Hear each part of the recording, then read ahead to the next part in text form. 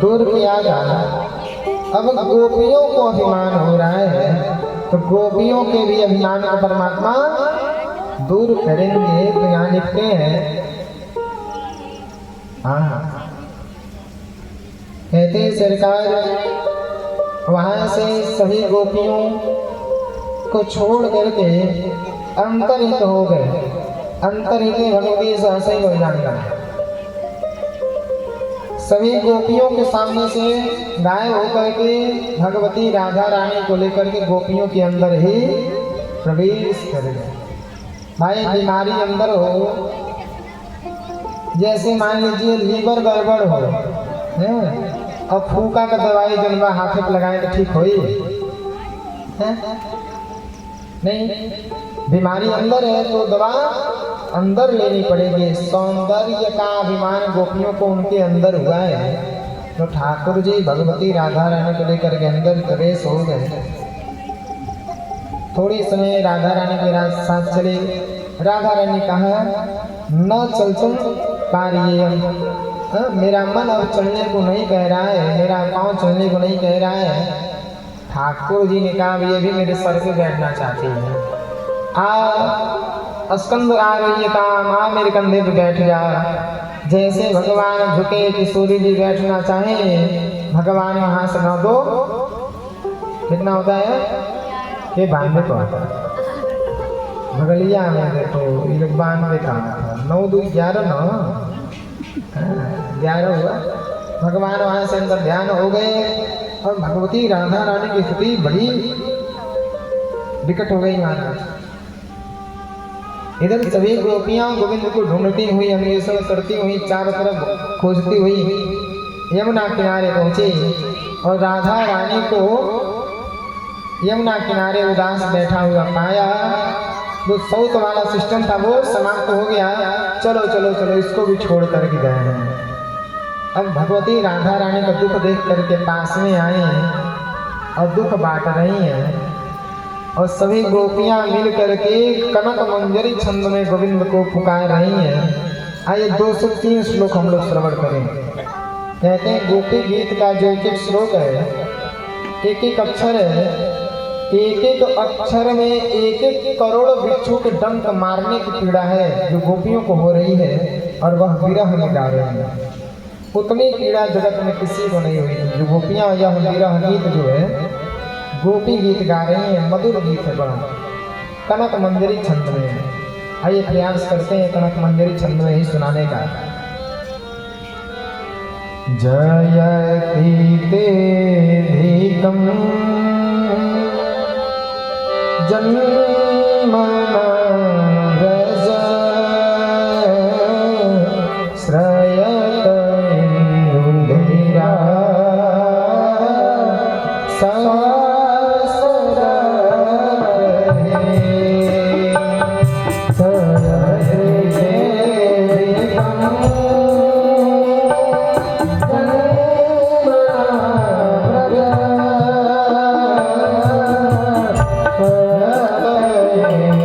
तेरा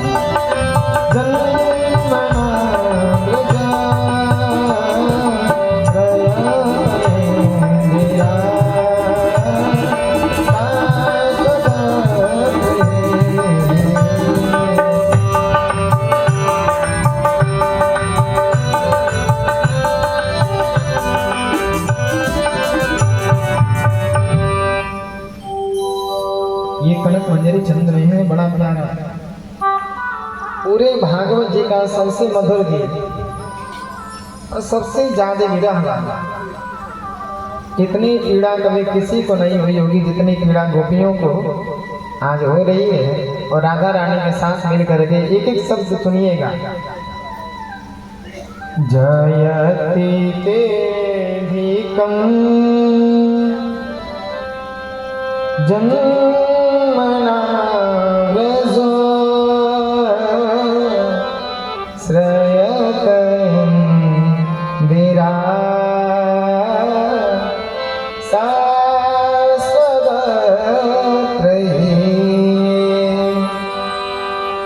गोपियां कह रही हैं अल्प सतत छहते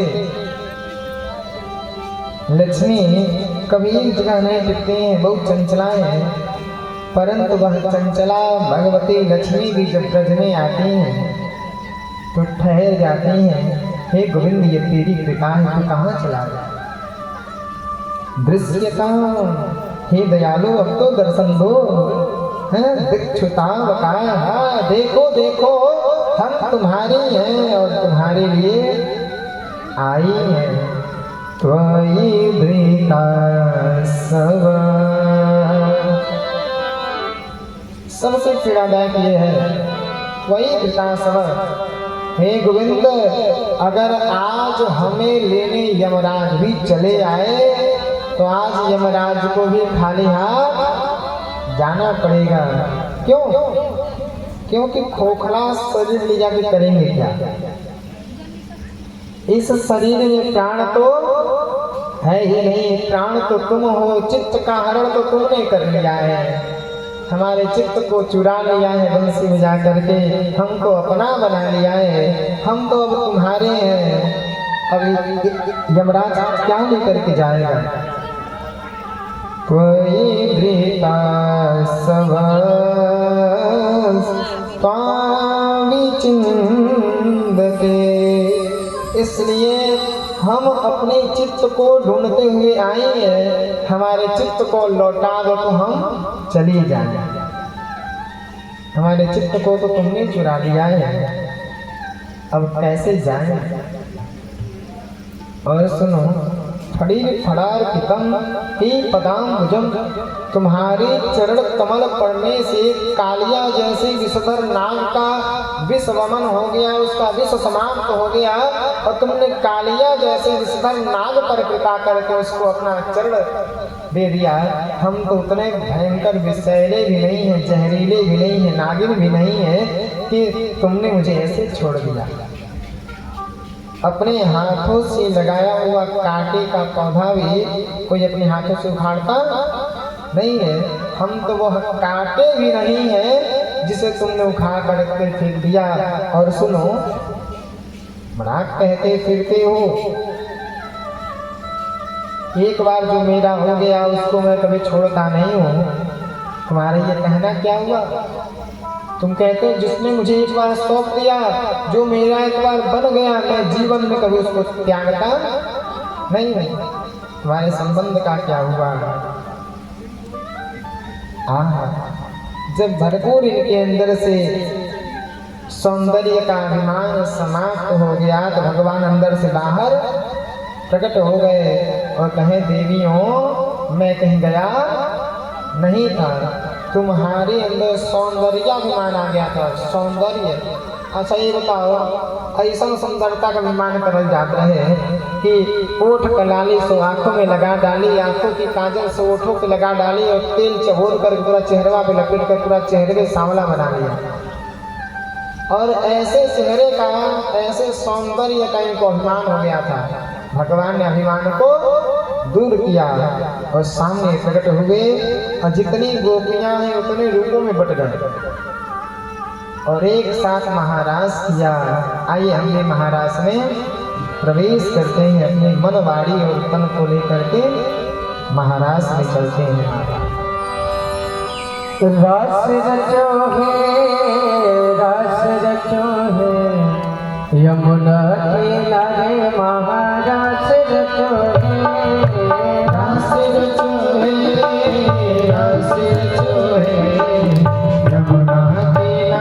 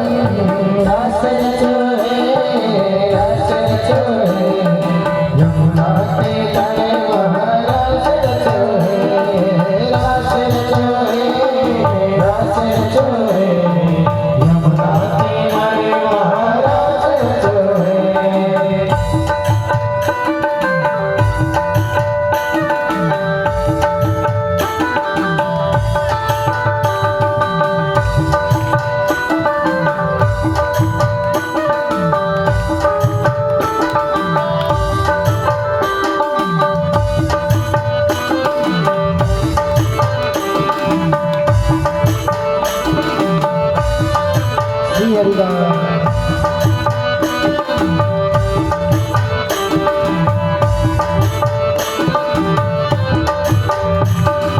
ब्रह्मा नचे शंकर नचे नचे देवगण ब्रह्मा नचे शंकर नचे नचे देवगण ब्रह्मा नचे शंकर नचे नचे देवगण ब्रह्मा नचे शंकर नचे नचे देवगण मन मेरो मन गयो सखी रे मन मेरो मन गयो सखी रे मन मेरो मन गयो सखी रे पावन विधान रास रचोहे रास रचोहे यमुना किनारे महारास रचोहे रास रचोहे रास रचोहे यमुना किनारे महारास रचोहे रास रचोहे रास रचोहे यमुना किनारे महारास रचोहे रास रचोहे रास रचोहे यमुना किनारे महारास रचोहे रास रचोहे रास रचोहे यमुना किनारे महारास रचोहे रास रचोहे रास रचोहे यमुना किनारे महारास रचोहे।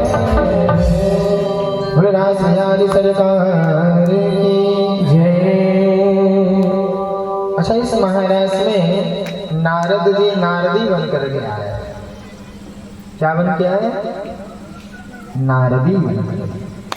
और भगवान शिव शंकर से शंकरी बन कर के आए। क्योंकि देखो, वृंदावन में एक ही पुरुष है, वो है बांके बिहारी ठाकुर जी। श्री कृष्ण ही है एक ही पुरुष। बाकी सब जाने वाले चाहे रहने वाले सब कौन है? उनकी गोपियां हैं।